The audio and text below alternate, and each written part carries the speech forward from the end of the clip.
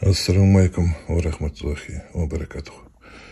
Иә, мұсылмандарым, мен неше рет мақала жаздым, неше рет видеоға түсірдім. Сонда да болмай, мына надандар халықты адастыруда.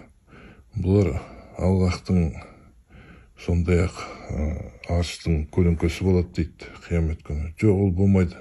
Не Аллахта, не арышта көлеңке болмайды. Бұл Құранға қарсы келеді. Бұл хадистерді шайтан шығарған ақмақтарға.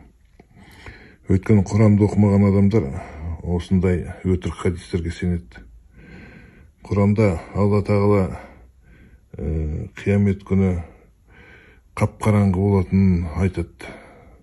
Сосын Алла тағала өзі келген кезде өзінің нұрменен жер беті нұрланып жарық болатынын айтады. Сондықтан да мұндай өтірік хадистерге сенбеңіздер. Бұл хадистер шайтанның хадистері. Сондай-ақ тағы бір айта кететін өтірік хадис.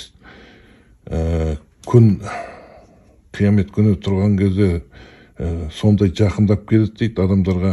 Сондықтан адамдар теріліп, өзінің теріне біреуі тізесіне дейін, біреуі иығына дейін, біреуі басына, құлағына дейін өзінің теріне өзі тұншығып қиналады деп сөйтеді. Бұл да өтірік хадис, бұған да сенбеңіздер.